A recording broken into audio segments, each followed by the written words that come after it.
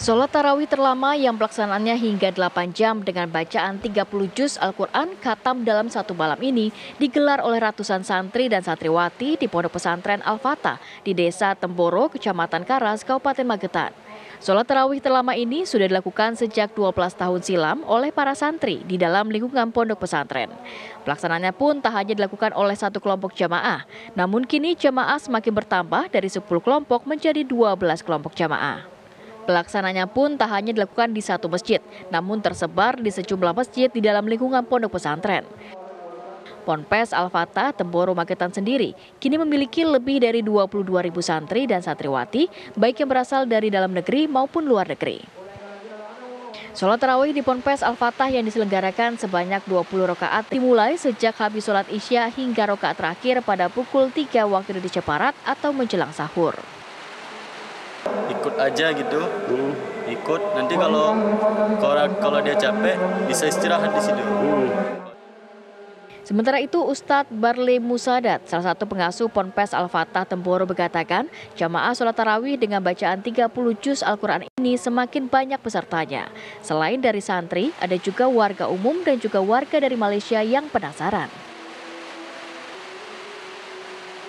Kalau imamnya kita bikin 6 orang. Jadi satu orang akan membaca dengan hafalan, ya, mengimami satu orang 5 juz. Maka 6 orang 30 juz pas dalam satu malam. Dari Magetan, Jawa Timur, Miftahul Ervan, TV One mengabarkan. Ya, pemirsa, langsung saja kami ajak Anda untuk berdiskusi bersama dengan Ustadz Barle Musadat, pengasuh Ponpes Al-Fatah Temboro Magetan. Assalamualaikum, selamat siang Pak Ustadz. Waalaikumsalam warahmatullahi wabarakatuh, selamat siang. Oke, Pak Ustadz mungkin bisa diceritakan terlebih dahulu Pak, ini kabarnya tarawihnya memakan waktu kurang lebih 8 jam. Apakah ini menjadi tradisi atau sebetulnya ada alasan tersendiri Pak Ustadz?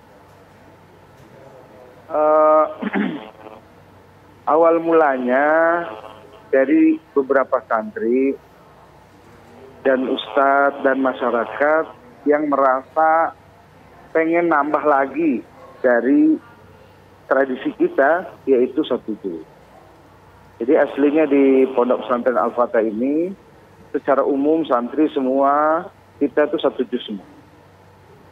Ternyata seiring berjalannya waktu, ada beberapa yang inisiatif pengen nambah lebih lama lagi, maka kita tambah menjadi 5 juz. Untuk orang-orang itu aja yang mampu, yang pengen itu. Terus habis itu dia masih pengen tambah lagi, kita kasih 10 juz. Terus sampai dengan 30 juz. Jadi tiap malam hatam 1 Al-Quran. Begitu ceritanya. Oke.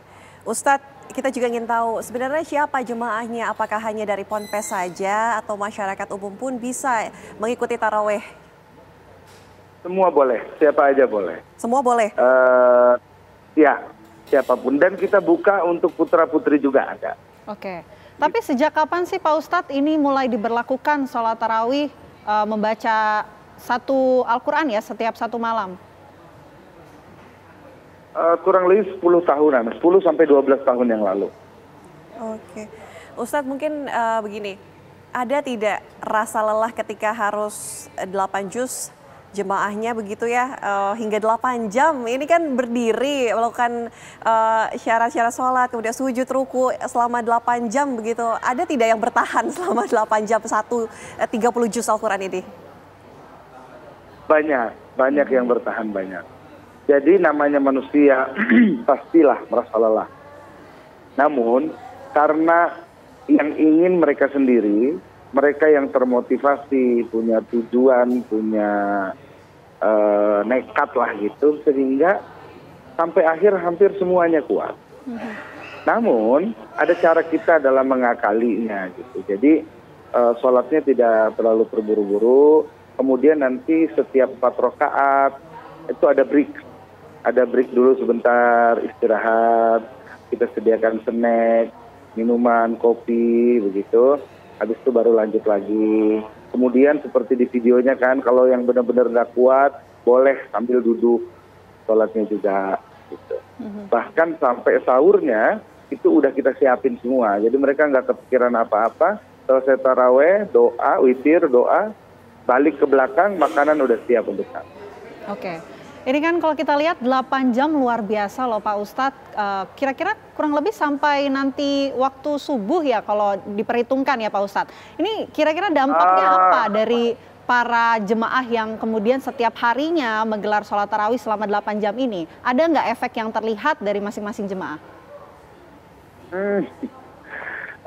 Lebih ke pengalaman kali ya. Jadi kalau kita ngobrol sama mereka yang ikut 30 juz, pengalaman spiritual, ada kepuasan batin, bisa habis-habisan beribadah di bulan Ramadan. Banyak yang selesai masalah dan hajat-hajatnya ketika berdoa setelah khataman 30 juz. Banyak yang mendapatkan barokah, anugerah dari Allah Subhanahu wa Ta'ala. Bahkan nggak jarang juga ada yang bermimpi bertemu dengan Rasulullah. Masya Allah. Ustadz, kalau melaksanakan tarawih dengan 30 juz ini dilaksanakan setiap malam di bulan Ramadan atau ada hari-hari khusus saja? Setiap malam. Setiap malam? Jadi nanti malam ini malam ke-9. Setiap malam 30 juz. Untuk jemaahnya sendiri dari Ramadan pertama biasanya berkurang nggak Ustadz? Ada sedikit naik turun ya. 50, 60, 70, 80, tapi sekitar itu aja sih. Nggak terlalu banyak. Oke. Ustadz, kalau pada saat malam Lailatul Qadar, mungkin ada cerita-cerita nggak dari para jemaah yang beribadah sholat tarawih begitu? Itikaf begitu di sana?